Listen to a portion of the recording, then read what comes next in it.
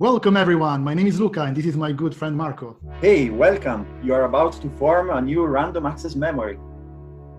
And today's memory is about math.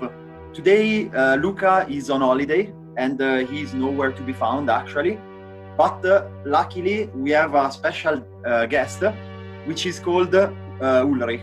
And he will talk with me about the concept of mathematics.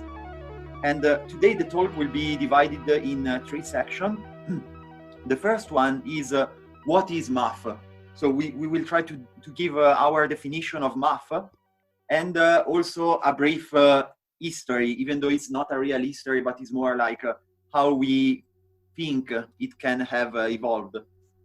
Then we have a second question, which is math was discovered or created? This is a dilemma that it's quite haunting for a large number of mathematicians and scientists, and we will give our take on the issue. And then in the last question, we will talk about the role of math in art and music. So today we have Ulrich. Thank you, Ulrich, for coming to our podcast. Yeah, you're welcome. It's my pleasure to be here. Thank you for inviting me. And let's start. What is math? Because we live in a world and in a society that obviously has math as a feature of our society. But what is the purpose of math? How did it start? Like why? If we will ask if we created it or discovered it, but either way, why? What's your opinion on this? Well, first, maybe I start with a small definition. So what do I think is math? I think it's a formal system. And so it also is part of formal sciences. And there's not much like math. So essentially you manipulate, say, symbols. I pretend that it's for some viewer that perhaps don't know. So don't think it's me, it's some other viewer, but what you mean by formal? You mean like symbolic or something else? Yeah, also it's not really directly linked to a purpose. So it's not totally clear, or it can be, let's say, completely unlinked from any real world or from any real need. So a formal means that is not connected to the natural sciences, let's say. It's not connected to natural sciences, but it's also not so clear how it is connected to our daily life. So it's not like, for example, language, where it's clear that we needed to talk. So it might be that, or in the beginning, maybe we didn't need math at all. So it's not something that is absolutely needed. And also, if we think about math, pure math of today, it's still something which is done more for fun. I mean, it can be a profession, so you can earn your living with it, but it doesn't have a direct purpose, or at least the goal is not very clear. So that's pure math. And then, of course, we know. I think that in the beginning, it did have a very clear meaning. So it's like the typical example that they do is like the farmer who want to count the sheep. So he wants to make sure that all the sheep come back to the yard. And so when the sheep are going out, he leave a stone next to the entrance for each sheep, so that when the sheep are coming back, he remove the stones, and basically he knows that if there are some stones left, he has lost some sheep. So it's like in the beginning, he doesn't have the concept of number. So he works with an analogy, like number of stones should be equal to the number of sheep, but he doesn't have the concept of equal or the concept of numbers. But eventually it's simple, it's like a layer of abstraction. Like this is something that I think humans do all the time. Like something that is complex, you create a new layer of abstraction, and you sort of make it simple, and the abstraction is the symbol of a number.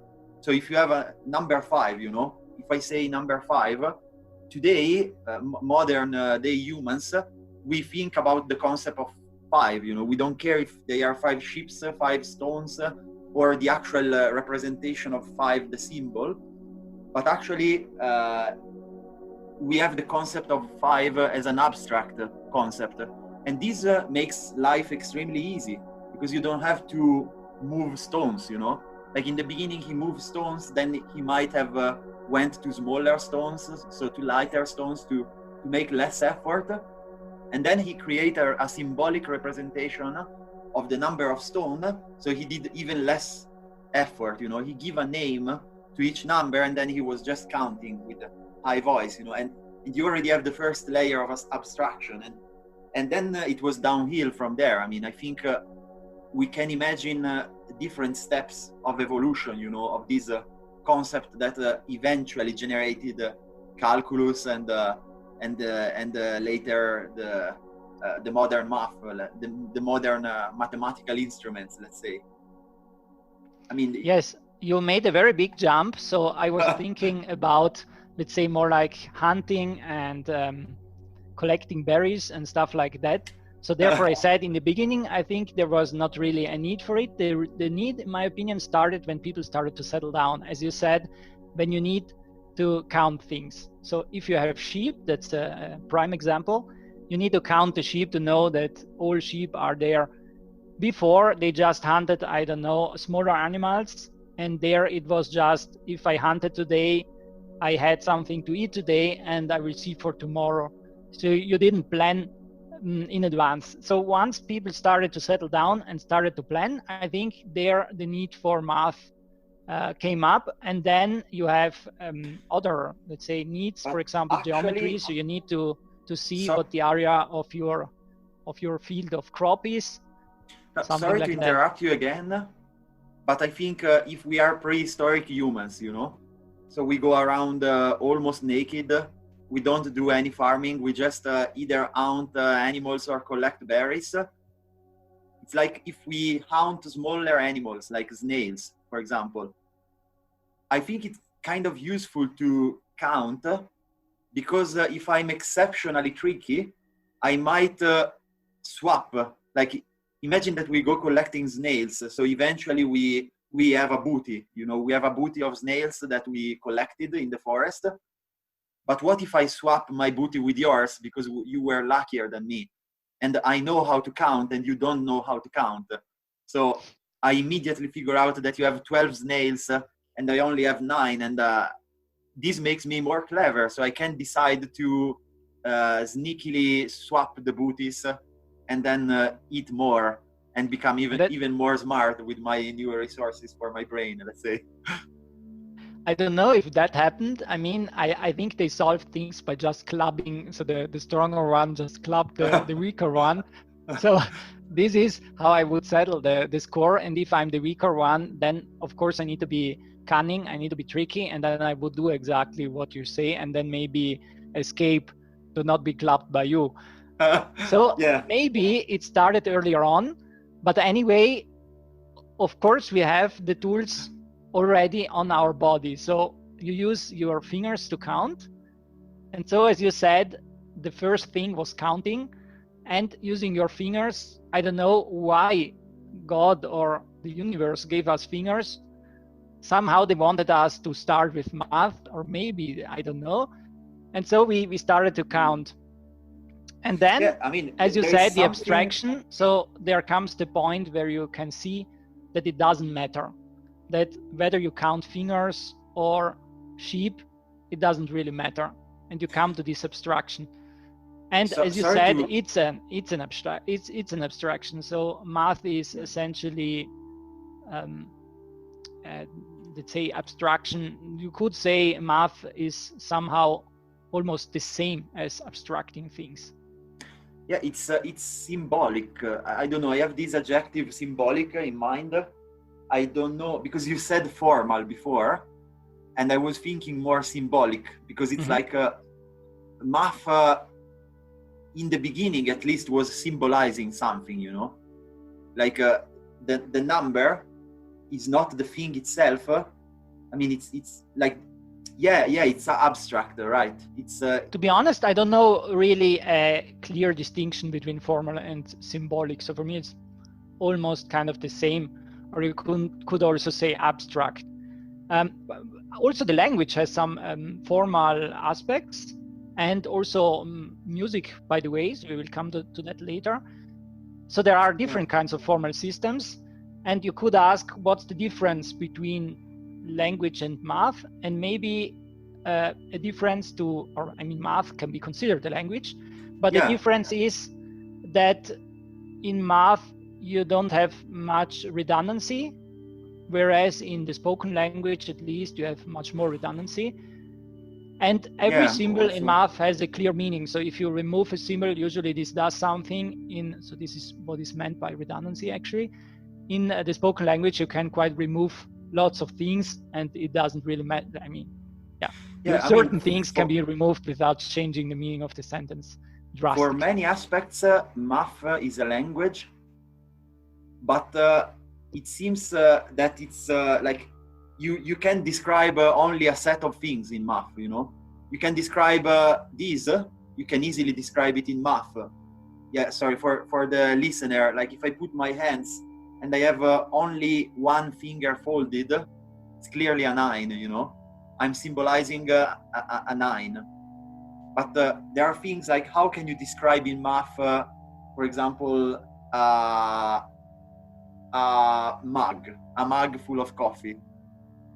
The key feature is that you abstract things. So you're thinking in, I mean, there you have to feel the field of topology, where you look at not really the real shape, but some properties. So you can say a mug has a hole, for example, if it has the handle, and then everything that has a hole, like also donut, is the same as a mug. So it really, you could say math is, as we said, about abstraction. So you could also say you group things together. All 5 bananas, stones, whatever it is, you group them together to 5. Okay, so you it's a sort create of this equivalence class, as it's called. You find a relation which makes an equivalence between things, and then you create an equivalence class, and then you have the equivalence class of all objects, where you have 5 of them, and this is the equivalence class is then called the number 5. Well, to conclude, you can also do this with shapes. So you say all shapes which are round, or shapes which have corners, but of course you need to find some feature which makes them the same. So because I can of course also ask what exactly is a mug. So how is a mug different from a glass or a cup or a bottle? And it's not so easy to answer. We go into the AI problems, like AI, like old-fashioned AI, like when you have to describe topologically the things. So let's move to the second question. Is math discovered or invented?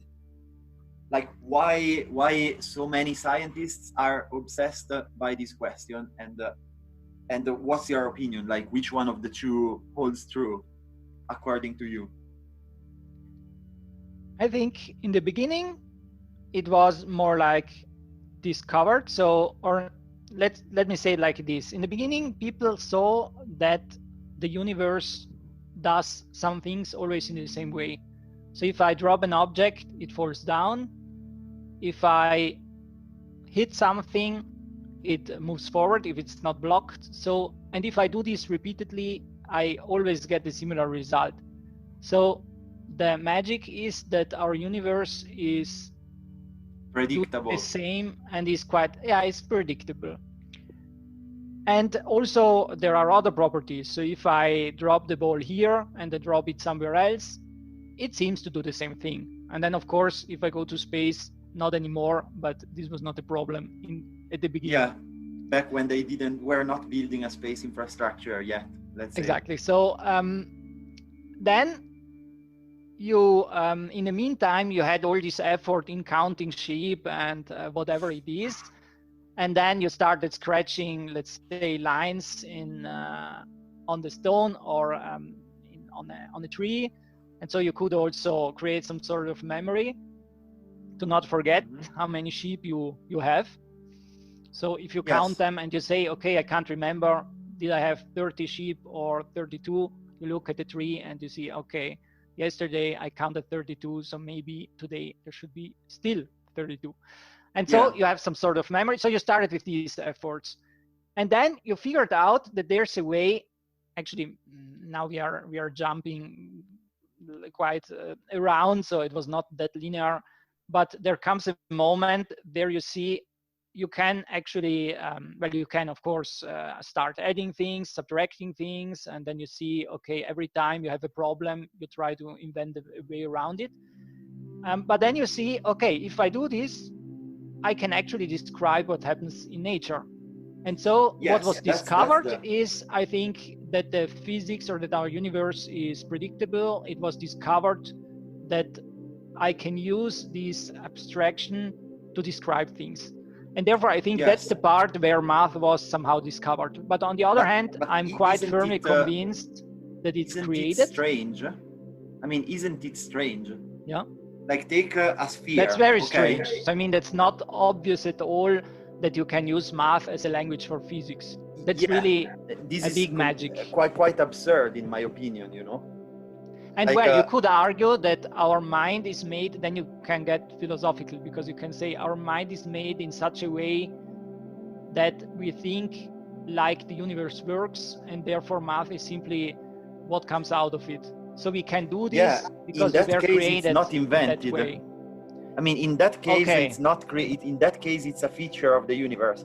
But let's make a practical. I think you could.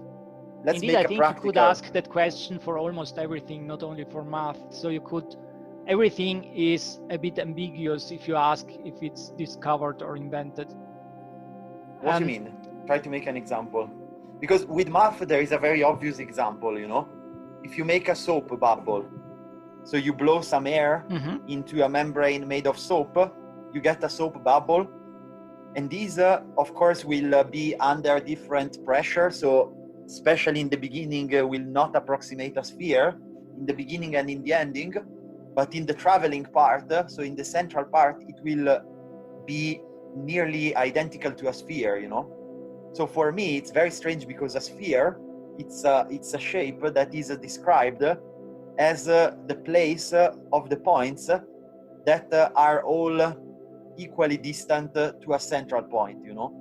So it's like we have this thing that it's a purely geometrical concept, and it seems completely made up, but it turns out that if you blow some air into a soap membrane, because of the difference of pressure between the inside and the outside, it becomes a sphere because of one property of the sphere, which is the shape that holds the largest volume for the smallest surface. Well, I think it minimizes the surface because of the surface tension, essentially. Yeah, so it's like, but I mean, nature somehow balances things. So you have all these conservation laws, and you have kind of isotropy. So there's no preferred direction. That would also be a good argument for having a exactly. sphere, because why should it have, let's say, a pointy edge somewhere? There must be a reason for that. And if there's no reason, it becomes a sphere.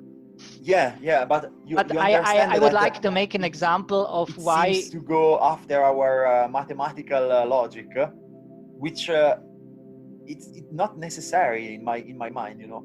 In my mind, you could have a perfectly enclosed soap bubble, but where some soap is lumped on a random side of the thing, and it's more shaped like a bean, like a sort of. But there must be a reason for it. So then you would look for a law, for something which justifies this thing, and that's I agree how with our you universe in our universe. universe. Yeah. So yeah, in our universe, why our universe not random is so neat. It's yes, so neat and it's so mathematical. Like that's the point, you know. Then you can of course say, well, religious people say that's because God wants us to discover him or her, and therefore, or it, whatever it is, and therefore we need to be able to understand what's going on, and then we can appreciate this wonder. Yes, and why it's not random? Maybe side, we would not exist if it was random, because then we couldn't live. So there may be different explanations. So the But reason, it's a miracle. So you're going back to the other option, because it's like we are complex biological machine, and we work precisely because we are made of this neat and mathematical and understandable universe. I mean, so we will never figure out this one. I mean, we don't know if it was created by us. Yes, but my point is we that perceive the universe, so it's like it's neat because we perceive it. Yes, but my point is that then creation loses its meaning. So we cannot create anything, because everything we do is not a creation, but is the logical consequence of a discovery. That's why I meant that it's. I think you always have a bit this duality, because, for example, if I dream about a dragon, sure, this is a creation of my mind, because I don't see dragons around me. I'm pretty sure you saw one something on some book. I discovered. Yeah, well, but let's say the first human who came up with the idea of a dragon. He probably saw a lizard. Maybe, but you agree that I can imagine things which are not, let's say, found in nature. Let's take a spaceship. I couldn't see one, but I can. It's true that I can, of course, only a prehistoric person cannot imagine a spaceship, or it's very difficult to imagine a spaceship. Yeah. But I can, for example, imagine a perfect sphere. Then you can say, okay, it's like a soap bubble, and that's why I can imagine it. Yeah, but this I don't know, because maybe you saw an orange. But my point is, then I can't create anything, because everything I create is something which I discovered somehow. Therefore, I say then creation loses its meaning. No, it's like it's very strange. It's very strange. Like if you see an orange, you know, like imagine that let's imagine that we are neural networks, okay? So if somehow we are, maybe. If we are, yeah, somehow we are. That's the point, you know. We are trained to see oranges around. We give a name to the orange because we are in a universe where there are oranges. And although it's not trivial to be able to give a name to something, or to understand what's the orange, because if we are a neural network, we see all these atoms, and how do we know that the orange is an object and not the orange plus something around it? But that's precisely the point, you know. If you show me 100 orange, they are all different from each other, you know. So the concept of orange is not fixed, but it's a little bit blurry, and it's blurry enough that it also contains a perfect sphere, provided that is orange. So, and this brings me to the last question, indeed, because this is the point, you know. Like if you have a perfect sphere, it's created. I mean, it's not a pure creation, and it's not a pure discovery, because it's like you discovered many orange, and they are all almost spherical, but none of them is perfectly spherical. So actually your brain needs some flexibility, and among this flexibility there is a perfect orange. So the perfect one, it's created somehow, because you never found an orange that was a perfect sphere. But it's like it's just a shape that is special for some reason, and we can say it's beautiful because it's something that we create. It's just in that wiggle room, so we cannot create anything. We can only learn things. We can only discover things. But because the discovery is blurry, we have a little bit of wiggle room for creation. And this brings me to the last question, which is the role of math in arts and, of course, music, which is a very important part of art. Like, why math is so important for artistic endeavors such as music? Well, maybe we could also say, why does our ear appeal especially to music which is made using mathematical concepts? Yeah, that's the point. Like, the white noise doesn't hold any mathematical information. Well, that's maybe clear why white noise cannot be that interesting, because it doesn't have any signal in it. That's the definition. And so what can you hear out of it? So that's quite clear to me. But then there are other things which are less clear. For example, why is you can maybe find a reason. Why is a stream of water very nice to listen to, whereas the motor of a car is not that nice to listen to? Maybe the reason is it depends who you ask. Some people love the engine of the car, actually. But if you hear it continuously, I don't know. So I mean, you can be a fan of cars and you can say, oh, wow, this sport car is really nice, I don't know, sound. But if you hear it the whole day, then, well, you get accustomed to it. So maybe, let's say in my case, at least for myself, I know that if I'm near a river, then I'm peaceful. If I'm near a sports car, or maybe near cars in general, making loud noise the whole day, or let's say an equally loud noise as the river, then I get angry or I get pissed. So that's, I think this is a bit beside the point. Maybe it's honestly. It's okay. Yeah, because it's like none of these is really a sound that contains information, you know. It's like they are kind of pink sound, so they are not completely white. They probably have some information extremely jumbled inside, and both of them communicate emotion, you know. Like whether you like it or not, it's completely irrelevant, because actually the engine of a powerful sport car, either it give you anger, or it give you fear, or it give you a sort of a sadistic sense of control, or whatever emotion it gives you, it's completely irrelevant. I mean, the point is that it communicates a feeling, and so does the creek, you know, the sound of the water in a river or in a creek. Somehow it communicates peace, it communicates connection and presence. Like if you are listening to a streaming creek, you might somehow be living in the present for a split second, you know, like you might realize that you have senses, that you have smell, that you have sight, that you have hearing ability, and you might live in the present, which ever so rarely. That's something nature can do indeed. So technology tends to get us alienated, or to make us live in the past or in the future, but not so much in the present. And nature makes us live much more in the present.